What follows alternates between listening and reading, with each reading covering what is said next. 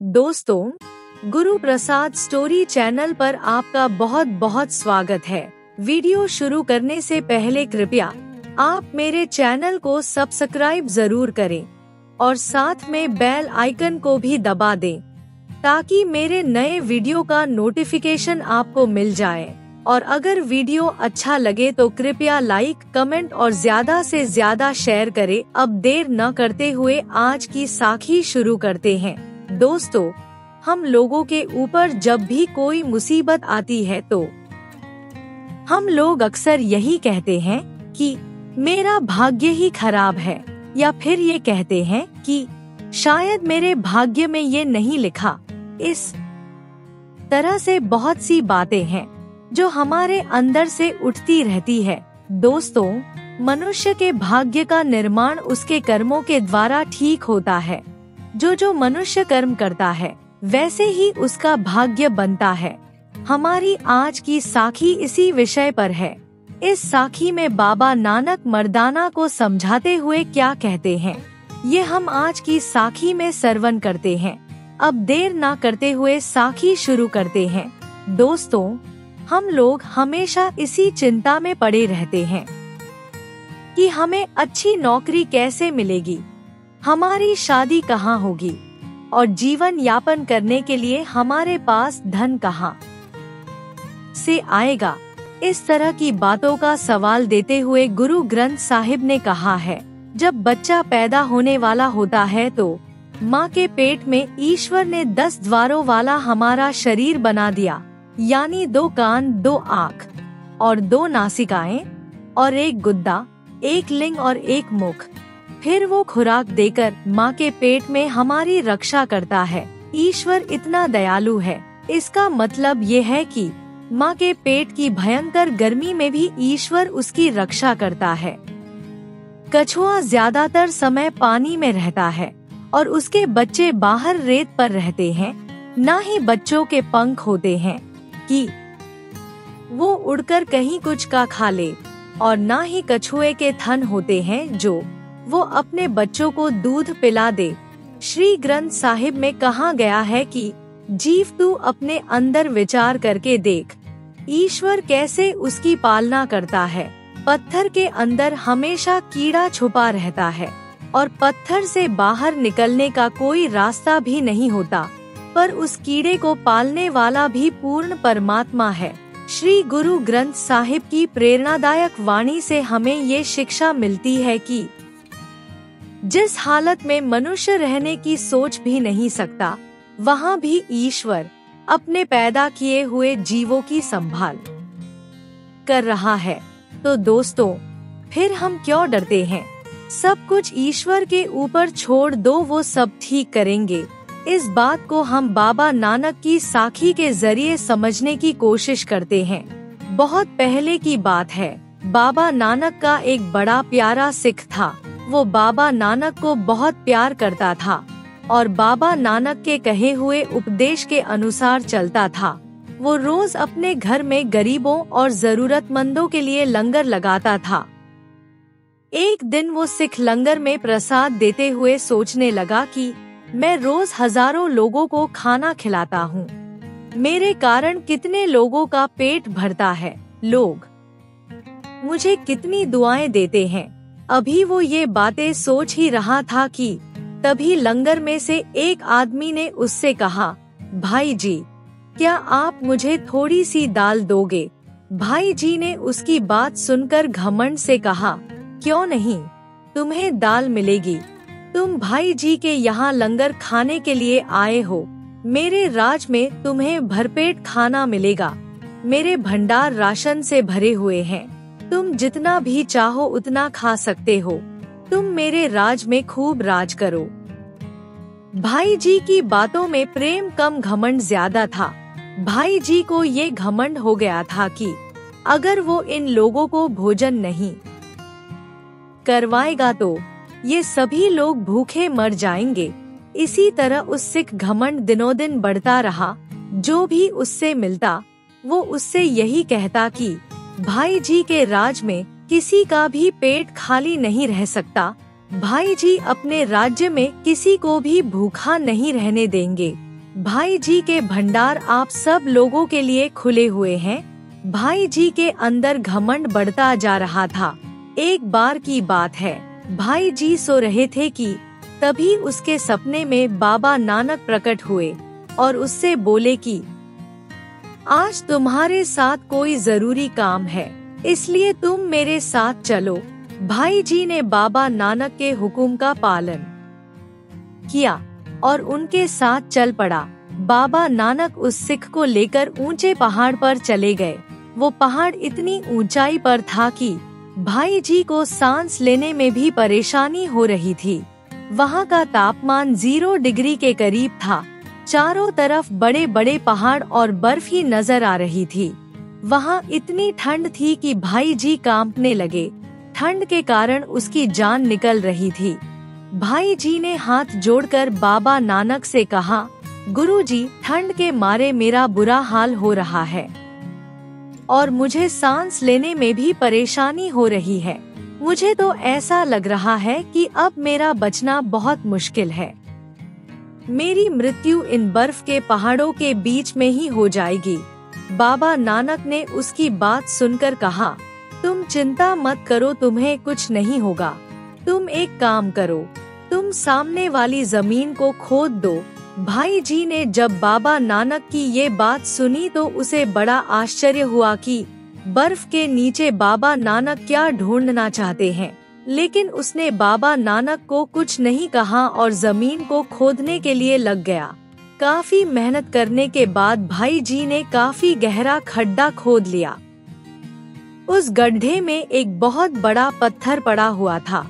बाबा नानक ने भाई जी से कहा कि अब तुम थोड़ा जोर लगाकर इस पत्थर को हटाओ।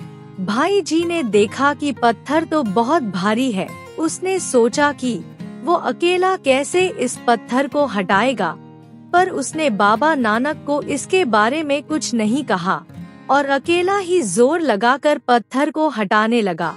पत्थर को हटाने में उसे काफी मेहनत लगी, लेकिन उसने पत्थर को हटा दिया। बाबा नानक ने जब ये देखा तो उससे कहा, अब जरा ध्यान से देखो कि इस पत्थर के नीचे क्या है। भाई जी ने जब गौर से देखा तो वो बहुत हैरान हुए, क्योंकि भाई जी ने देखा कि इतनी भयानक सर्दी में पत्थर के नीचे बहुत सारी चींटियां गेहूं के दानों को खा रही थी।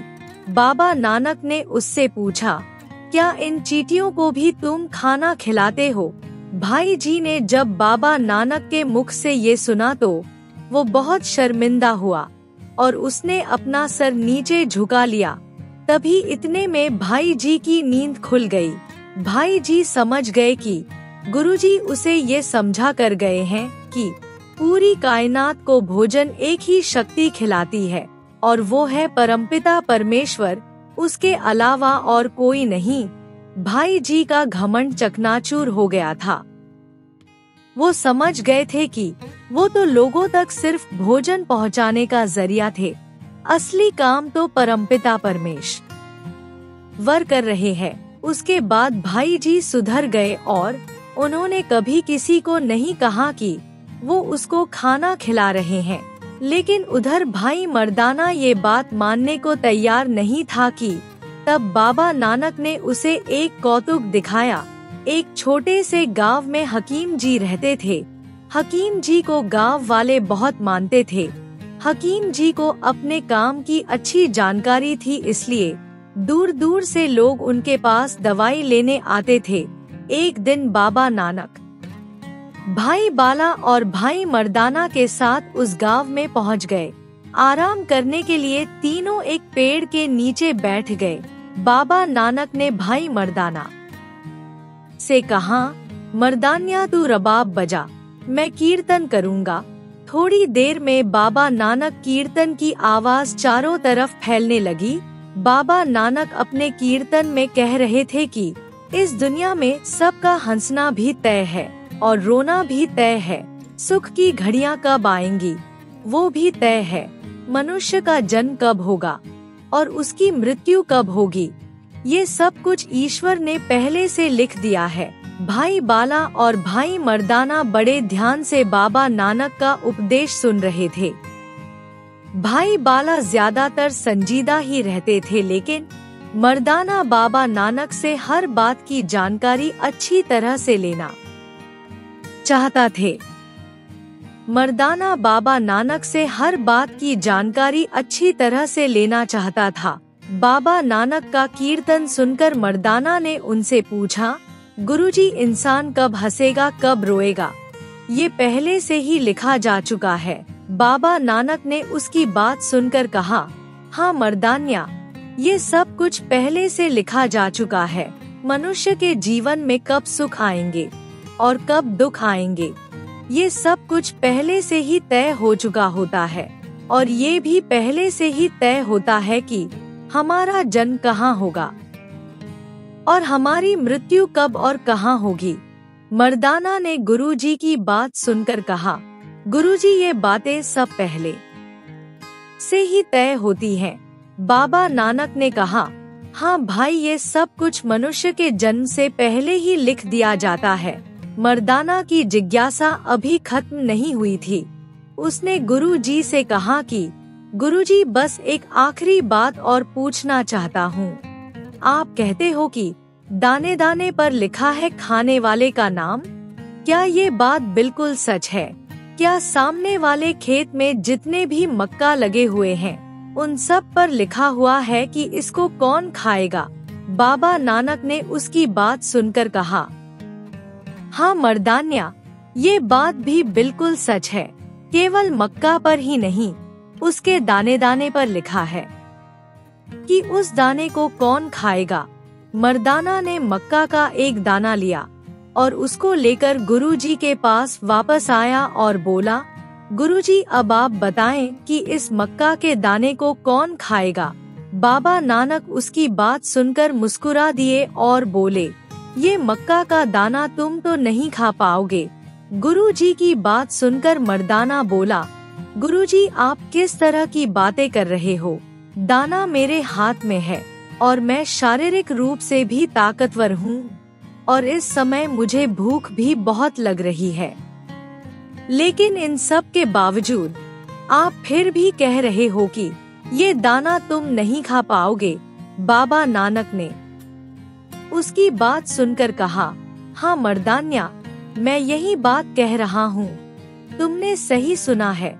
ये दाना किसी भी हालत में तुम्हारे पेट में नहीं जाएगा। ये कुदरत का फैसला है और इस फैसले को कोई भी बदल नहीं सकता। बाबा नानक की बात सुनकर मर्दाने ने तुरंत है वो दाना अपने मुंह में डाल लिया और गुरुजी की तरफ देखता हुआ बोला, बाबा, आज तो मैंने कुदरत का नियम ही बदल दिया। दाना मेरे पेट में जा चुका है, लेकिन साथ संगत जी, वो दाना मर्दाना के पेट में नहीं गया था, वो उसके गले में फंस गया और मर्दाना को सांस लेने में कठिनाई होने लगी। उसने खांसते हुए बाबा नानक से कहा, बाबा, मुझे सांस नहीं आ रही, आप मेरी मदद करो। ये सब देखकर भाई बाला ने गुरुजी से कहा, बाबा, मर्दाना को लेकर किसी हकीम के पास चलते हैं। तभी उधर से एक आदमी जा रहा था। भाई बाला उसके पास गया और उससे पूछा, भाई, यहाँ आसपास कोई वैद्य या हकीम है? हमारे साथी की तबीयत खराब हो गई है। वो आदमी बोला, आप सामने वाली गली में चले जाओ, वहाँ पर एक बहुत ही अच्छा और प्रसिद्ध हकीम है। भाई मर्दाना, भाई बाला और बाबा नानक उस हकीम के पास पहुँचे। वैद्य ने मर्दाना को देखा और उससे पूछा कि तुम्हें क्या हुआ है? हकीम की बात सुनकर मर्दाना ने कहा, हकीम जी, मुझे सांस लेने में बड़ी कठिनाई हो रही है, आप जल्दी से कुछ कीजिए। मुझे ऐसा लग रहा है कि अगर थोड़ी देर मेरी यही हालत रही तो मैं मर जाऊंगा।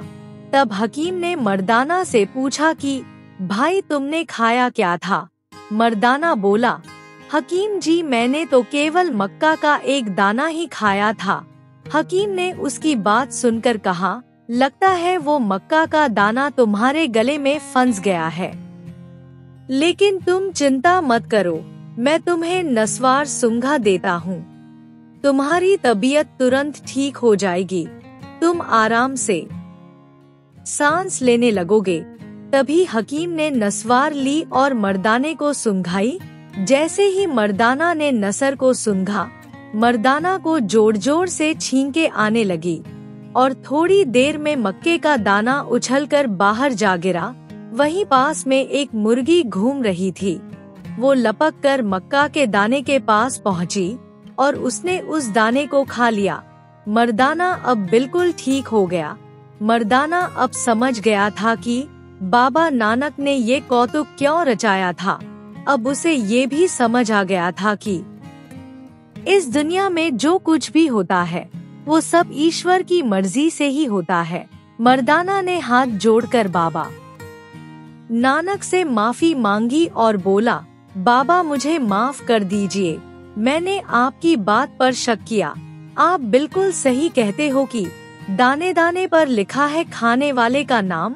दोस्तों, जब भी हम लोगों के ऊपर कोई मुसीबत आती है तो हम उसके लिए ईश्वर को दोष देते हैं और कई बार तो उसे बुरा भला भी कह देते हैं। लेकिन दोस्तों, हमारे जीवन में जो कुछ भी हो रहा है वो सब कुछ हमारे कर्मों के अनुसार ही होता है और ये सब कुछ हमारे जन्म लेने से पहले ही तय हो चुका होता है कि हमें जीवन में क्या मिलेगा और हमें क्या खोना पड़ेगा। इसलिए जब भी जीवन में कभी परेशानी आए तो बाबा नानक की ये साखी जरूर सुन लेना। आपके अंदर के सभी संशय खत्म हो जाएंगे। दोस्तों, बाबा नानक की सुंदर साखी से हमें ये शिक्षा मिलती है कि अगर हमें ईश्वर ने कुछ दिया है तो हमें उसका घमंड नहीं करना चाहिए, क्योंकि सब कुछ करने वाला तो ईश्वर ही है। मनुष्य तो केवल जरिया होता है जो दूसरे लोगों तक वो चीज पहुंचाता है। इसलिए हमें कभी भी किसी बात का घमंड नहीं करना चाहिए।